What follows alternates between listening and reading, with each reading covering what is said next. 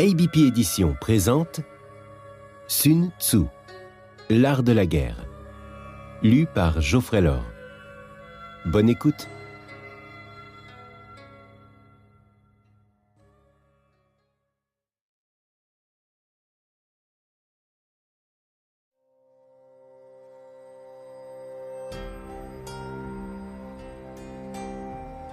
Article 1 de l'évaluation.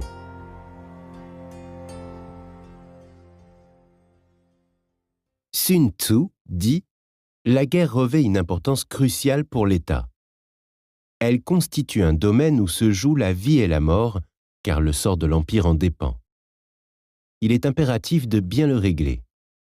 Ne pas faire de sérieuses réflexions sur ce qui le concerne équivaut à manifester une coupable indifférence pour la conservation ou pour la perte de ce qu'on a de plus cher, une attitude qui ne devrait pas être tolérée parmi nous. 5 éléments principaux doivent constamment faire l'objet de nos méditations et requérir toute notre attention, de la même manière que les grands artistes, lorsqu'ils entreprennent quelques chefs-d'œuvre, gardent toujours à l'esprit leur objectif, tirent parti de tout ce qu'ils voient et entendent, ne négligent rien pour acquérir de nouvelles connaissances et tous les soutiens susceptibles de les guider heureusement à leur fin. Si nous souhaitons que la gloire et le triomphe accompagnent nos armes, nous ne devons jamais perdre de vue les 5 piliers essentiels: la doctrine, le temps, l'espace, le commandement, la discipline. La doctrine fait naître l'unité de pensée. Elle incite à adopter une même manière de vivre et de mourir, et nous rend intrépides et inébranlables dans les malheurs et dans la mort. Si nous connaissons bien le temps, nous n'ignorons point ces 2 grands principes, yin et yang, par lesquels toutes les choses naturelles sont formées et par lesquels les éléments subissent leurs différentes modifications. Nous saurons le temps de leur union et de leur mutuel concours pour la production du froid, du chaud, de la sérénité ou de l'intempérie de l'air. L'espace mérite notre attention autant que le temps. Étudions-le attentivement et nous acquerrons une compréhension du haut et du bas, du loin comme du près, du large et de l'étroit, de ce qui demeure et de ce qui ne fait que passer. Par le terme « commandement », j'entends l'équité, l'amour envers ceux qui nous sont confiés, ainsi qu'envers tous les êtres humains en général. La science des ressources, le courage, la valeur et la discipline sont les qualités qui devraient caractériser celui qui détient la dignité de général. Ce sont des vertus essentielles pour lesquelles nous ne devrions rien négliger, car elles sont les seules à nous permettre de diriger dignement les autres. En plus des connaissances dont je viens de parler, il est essentiel d'acquérir la discipline. Cela implique la maîtrise de l'art de l'organisation des troupes, la connaissance approfondie des principes de la subordination, leur stricte application, la compréhension des devoirs spécifiques de chaque subalterne, la capacité à identifier les différentes voies menant au même objectif et la volonté de ne négliger aucun détail utile.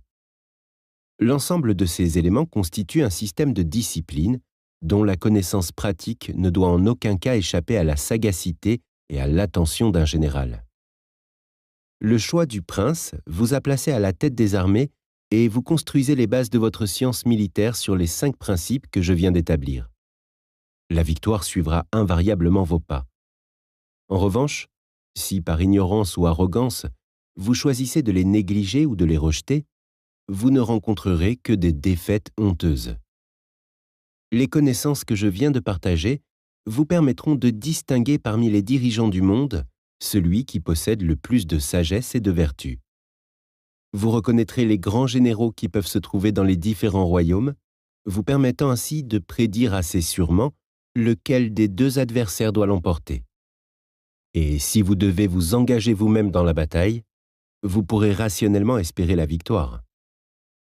Ces mêmes connaissances vous permettront d'anticiper les moments les plus propices en combinant le temps et l'espace pour organiser les mouvements des troupes et les itinéraires à suivre, tout en gérant judicieusement chaque marche. Vous ne lancerez jamais une campagne en dehors de la saison appropriée. Vous discernerez les forces et les faiblesses, tant de celles qui vous sont confiées que de celles de vos ennemis. Vous saurez en quelle quantité et dans quel état se trouvent les approvisionnements en armes et en nourriture des 2 armées. Vous récompenserez généreusement, mais avec discernement, et vous n'hésiterez pas à infliger des sanctions quand cela sera nécessaire. En admirant vos vertus et vos compétences, les officiers généraux qui sont sous votre autorité vous serviront avec plaisir autant que par devoir. Ils adhéreront à toutes vos perspectives, et leur exemple entraînera inévitablement celui des subalternes, tandis que les simples soldats contribueront de toute leur force à vous garantir des succès glorieux. Vous serez estimé, respecté et chéri par vos propres troupes, et les peuples voisins viendront volontiers se rallier sous les étendards du prince que vous servez, que ce soit pour vivre sous ses lois ou simplement pour bénéficier de sa protection. En ayant une compréhension claire de vos capacités et de vos limites, vous ne vous lancerez que dans des entreprises que vous pourrez mener à bien. Vous discernerez de manière égale ce qui est à distance de vous et ce qui se déroule sous vos yeux, ainsi que ce qui se passe sous vos yeux et ce qui est plus éloigné. Vous profiterez des dissensions qui se manifestent parmi vos ennemis pour attirer les mécontents dans votre camp, en ne ménageant ni les promesses, ni les dons, ni les récompenses. Si vos ennemis sont plus puissants et plus forts que vous vous abstiendrez de les attaquer. Vous éviterez soigneusement tout ce qui pourrait déboucher sur un affrontement général et vous veillerez à garder l'état de vos forces secrets. Il y aura des moments où vous vous rabaisserez et d'autres où vous simulerez la peur. Parfois, vous feignez d'être faible pour inciter vos ennemis à ouvrir la porte à la présomption et à l'orgueil, les poussant ainsi à attaquer à un moment inopportun ou à tomber dans leur propre piège, subissant une défaite honteuse. Vous vous assurerez que ceux qui vous sont subordonnés ne puissent jamais percer vos intentions. Vous maintiendrez vos troupes constamment en alerte, en mouvement et occupées, pour les empêcher de s'adoucir par un repos honteux. Si vous accordez de l'importance aux avantages de mes stratégies, assurez-vous de créer des situations qui favorisent leur accomplissement. Par situation, j'entends que le général agisse judicieusement, en harmonie avec ce qui est bénéfique, ce qui lui permet d'avoir le contrôle de l'équilibre. Toute campagne militaire doit être basée sur le semblant, simuler le chaos. Ne négligez jamais de tendre des pièges à l'ennemi pour le tromper, feignez la faiblesse pour encourager son arrogance, excitez sa colère pour le plonger dans la confusion. Sa cupidité le poussera à vous attaquer, ou il se brisera.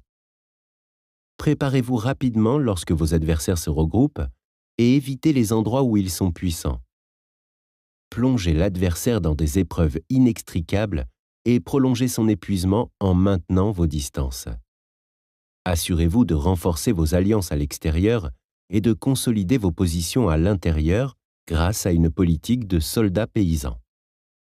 Il serait regrettable de tout risquer dans un seul combat en négligeant une stratégie victorieuse, en laissant le sort de vos forces reposer sur une seule bataille. Lorsque l'ennemi est uni, divisez-le et attaquez là où il n'est pas préparé, surgissant lorsque l'ennemi ne s'y attend pas. Telles sont les clés de la stratégie victorieuse, mais assurez-vous de ne pas les engager prématurément. Chacun devrait considérer les évaluations effectuées dans le temple avant le début des hostilités comme des mesures. Elles prédisent la victoire lorsqu'elles démontrent que votre force est supérieure à celle de l'ennemi, et elles annoncent la défaite lorsqu'elles montrent que l'ennemi est plus faible. Il est important de noter que de nombreux calculs peuvent conduire à la victoire, redoutez leur insuffisance. Ceux qui négligent de les faire ont peu de chances de gagner. C'est grâce à cette méthode que j'analyse la situation et l'issue devient clairement visible.